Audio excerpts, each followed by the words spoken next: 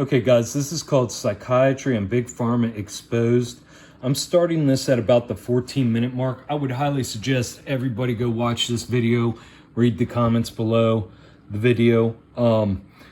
So I'm starting this at a key point here. This is where, okay, this guy here went to go interview the guy who was in charge of putting together the DSM5.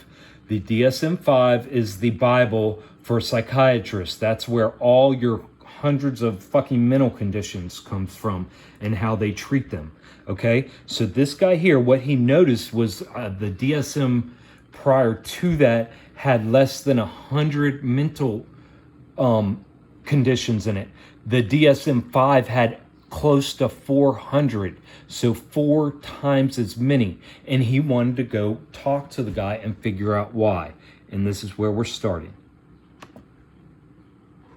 Now, one of the first questions I had for Robert Spitzer was this. What was the rationale for this huge expansion of the DSM that happened under your watch? Remember, 80 brand new mental disorders went into that manual. What was the rationale for that? So from DSM-4 to 5, 80 more went in. And then I think it was from the DSM-1 or 2, it started out with 100. So yeah, anyways, they just keep on adding tons and tons of mental disorders into this thing. And this is how he responded. The disorders we included weren't really new to the field. They were mainly diagnoses that clinicians used in practice, but which weren't recognized by the DSM. So by including them in the DSM, we gave them professional recognition. So presumably these disorders had been discovered in a biological sense. That's why they were included, right? No, not at all. There are only a handful of mental disorders in the DSM known to have a clear biological cause. These are known as the organic disorders. These are few and far between.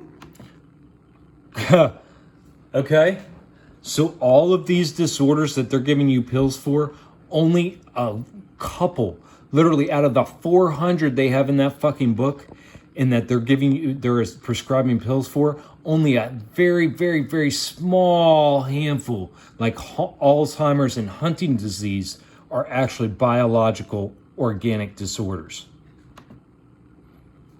So let me get this clear. There are no discovered biological causes for many of the remaining mental disorders in the DSM. It's not for many, it's for any. You see that? It's only 5%, guys, only 5% of the disorders that they are prescribing medications for and telling people they're crazy for and telling people they have problems for are actually biological organic disorders. No biological markers have been identified. And let me just say something here for a moment. Now, the reason why this may sound strange to many people, maybe not necessarily people in this room, but people out there in wider society, is because people expect psychiatry to work much like the rest of modern mainstream medicine. In modern mainstream medicine, and of course there are exceptions to this, but broadly speaking, a name will only be ratified as indicating the existence of the disorder after some kind of pathological roots have been discovered in the body, in the cells, in the tissues, in the organs, etc. But the surprising thing about psychiatry is that it works in completely the opposite way. Psychiatry first names a disorder before any pathological roots have been discovered. That is disgusting. That's malpractice. That is evil. That's illusion. That is abuse. Discovered in the body. So in effect, a new mental disorder can make it into the DSM and become part of our wider culture, even though there is no biological evidence whatsoever to support its inclusion. So I continued. So if there are known biological causes, on what grounds do mental disorders make it into the DSM? What other evidence supports their inclusion? Well, psychiatry has to look for other things. Behavioral, psychological. We have other procedures. I then asked him what these procedures were. I guess our general principle was that if a large enough number of clinicians felt that a diagnostic concept was important in their work, then we were likely to add it as a new category. That was essentially it. It became a question of how much consensus there was to recognize and include a particular disorder. These guys are literally, they are so self-righteous, so self-important, so egotistical. These guys are not doing any kind of science. They are going off of consensus. So it was agreement that determined what went into the DSM. That was essentially how it went. Right. Another point to make here, agreement does not constitute scientific proof, right? If a group of... Agreement does not constitute scientific proof, but these guys are propping themselves up as the leading edge scientists of your mental health. Theologians all get together and agree that God exists. This doesn't prove that God exists. All it proves is that this group of theologians believe it does. So in what sense is DSM committee agreement different? Why, when a group of psychiatrists comes together and agrees upon something, should the rest of us accept they have got it right? Well, the obvious answer to that question would be, well, surely there are other forms of research that are guiding the committee in the agreements they reach, and that would be fair enough. So let me deal with that point now, and let me deal with it by drawing into the conversation a professor of psychology at Harvard Kennedy School, someone called Paula J. Kaplan. Now, Paula is very interesting because she was a consultant to DSM-3, but more importantly because she lobbied Robert Spitzer not to include a new disorder that was proposed for inclusion. This disorder was called self-defeating personality disorder.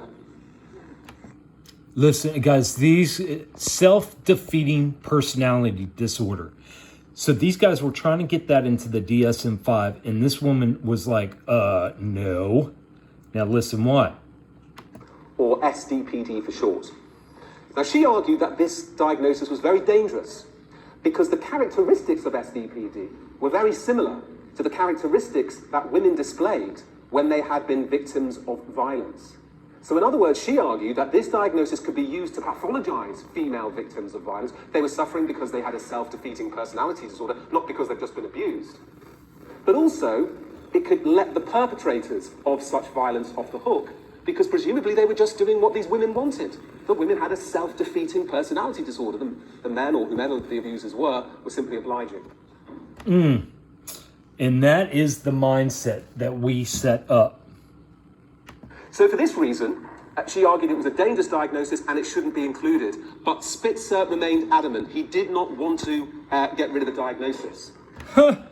Even with that kind of reasoning, this fucking piece of shit still wanted it included in. They don't care, guys. They do not care about you.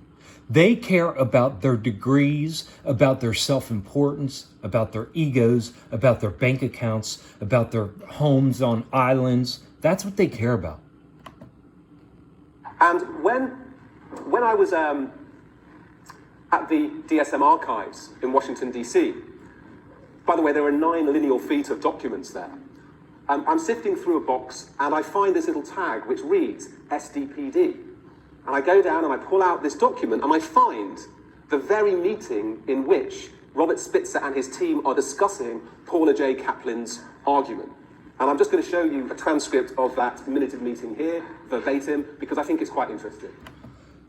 So he found the actual archived notes on the meeting that after this woman presented her reasoning for not including SDPD into the DSM, this is the conversation that these guys had together behind her back. It says the following. They, the women, present a narrow gauge but persuasive argument. Their powerful argument is that it is a political hot potato. The feminist issue is a false one, that this diagnosis could pathologize female victims of violence. Think, women's arguments seem irrelevant to questions on the table. They are obscuring their own good arguments. The good arguments being that SDPD is a controversial diagnosis, the irrelevant arguments being those posed by Kaplan.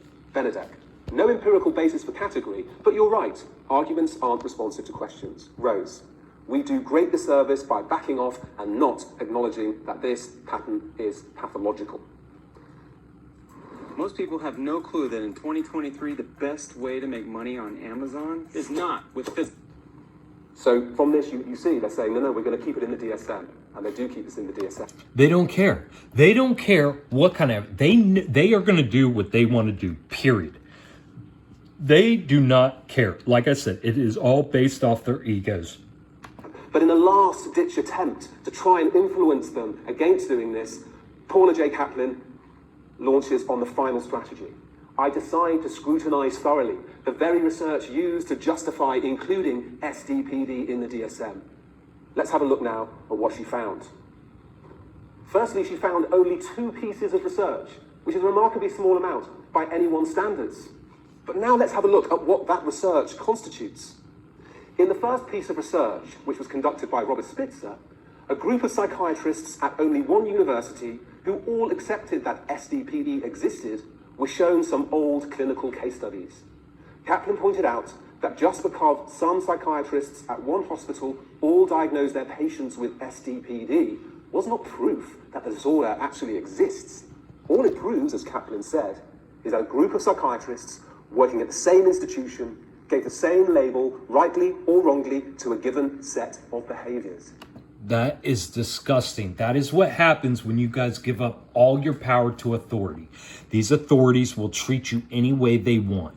You are not being taken care of. They do not care about you. They care about their bank accounts. They care about their egos. They care about their position, their social status. It proves nothing more than that. But if you think that first piece of research is weak, then just consider the second piece. A questionnaire was sent to a selected number of members of the American Psychiatric Association. This asked them whether the diagnosis SDPD should be included in the DSM. An official report later conducted by the psychologists Cutchins and Kirch showed that only 11% voted yes, which is surely not a representative sample of the psychiatric community. So that is the research basis for including SDPD in the DSM. Wow. Wow, guys. These guys are so busy. Aren't they working so hard to try to help the society? I'm going to break this up. I'm going to do one more section on this video. It's almost 2 hours long, but I'm just going to do one more 10-minute video on this because what he gets into next is really, really mind-blowing.